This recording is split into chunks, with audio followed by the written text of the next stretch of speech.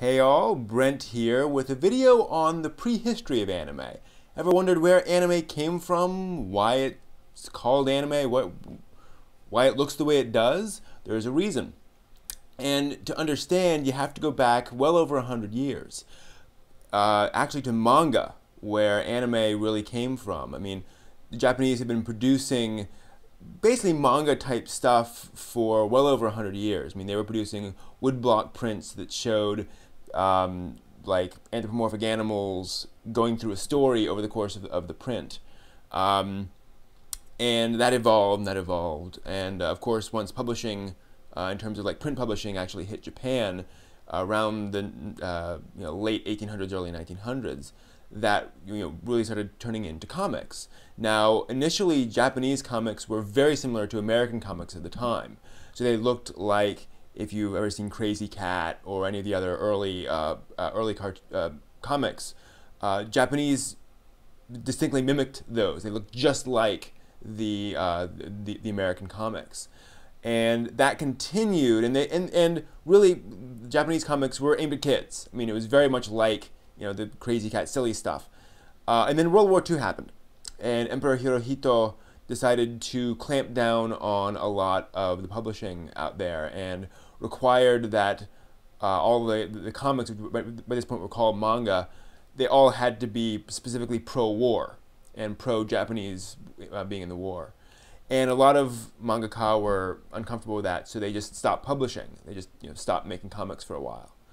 But they then went back and started drawing comics. I mean, you can't stop an artist. So they went back and they would draw comics just for themselves and just put it in a desk drawer throughout the war. And then once the war was over and all those restrictions were lifted, all of a sudden you could publish manga however you wanted to again. And these manga artists now had these stories that were much more personal and weren't written with guidelines in mind. So they were, in a lot of cases, very much about the war, very much about the the worries and concerns they were going through. So a lot of the comics that came out after World War II were a lot more complex, a lot more interesting. Some of them actually dealt with the war. And then during this time, in the 50s, Japan was doing increasingly well. And one of the comic artists at the time was called Osamu Tezuka. And he started publishing, he published a variety of different adventure comics. And then he started telling stories about this robot boy called Tetsuon Atom over there, which we know as Astro Boy. Atom Boy. Astro Boy was ridiculously popular, just hugely popular. And so Tezuka decided to get together some money and make a cartoon out of Astro Boy. Now, there had been animation in Japan up to this point, but again, that animation mimicked American animation. It all looked like Fleischer Popeye cartoons, things like that, or the early Disney cartoons. But Tezuka took his style, which was very similar to American styles, but had big eyes, things like that. It was definitely his own style. He took that and he animated it. Now, his company didn't quite know what they were doing, so when they signed up to do it, they literally animated every episode in 1 week. So just before airing, they would animate 24 minutes worth of animation in 1 week, which is ridiculous. I mean, these days you have a long lead time when you're animating an episode over the course of weeks. So they had to really figure out every shortcut they could think of for their animation. So there were a lot of single frames, a lot of uses of very dramatic visuals, still visuals, to make up for the lack of movement. There's very little movement comparatively, but a lot of things where they cut to a character going, and stuff like that.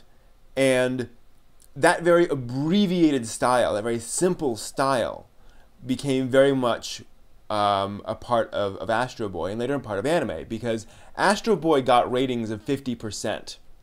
Literally half of the people with televisions in Japan at the time tuned in to watch Astro Boy when it was on. Huge ratings. And in fact, there was a joke at the time that that if you walked out and the streets were empty, you'd say, "Oh, Astro Boy must be on." I know that because Rintaro, who worked on Astro Boy, said this in an interview I was at. Anyway, so Astro Boy was hugely popular. And of course, what happens when something's popular? People copy it. So a bunch of cartoons started coming on to Japanese television, mimicking Astro Boy's style. Now, it wasn't directly mimicking, but they definitely used that as a jumping off point. They figured, well, if kids like this, then we'll make our stuff look like this. And so they made all these cartoons that looked like Astro Boy. And that became anime. That became the anime style. A lot of what Astro Boy did, most of what Astro Boy did, ended up setting the stage for what anime would look like. A lot of the animation tricks, a lot of the simplifications, a lot of the cutting to a character reacting as the camera sort of pans past them, things like that, all came from Astro Boy originally. It also helped that Osamu Tezuka did a lot of manga. He did a huge range of manga. A lot of them are very deep and complicated. And so a lot of anime and manga creators based their work off of his work. So Tezuka was, in and of himself, very influential. And so folks would, again, do other stuff sort of replicating him or based off him, inspired, I should say. And that just went on and made, essentially spawned the anime industry. Now, this was back in the early 60s. Astro Boy came out in 1962, I believe. 62 or 63. I'll have to check that. And that's where anime got started, was Astro Boy. Again, there was animation before, but it all looked like American animation. This was the first, considered the first, real anime-style animation in Japan. And in future videos, I'll talk about how that style changed and how other shows came along which influenced anime. But Astro Boy is really where it all started. So look forward to the rest of those, and I'll talk to you next time. Take care. Bye.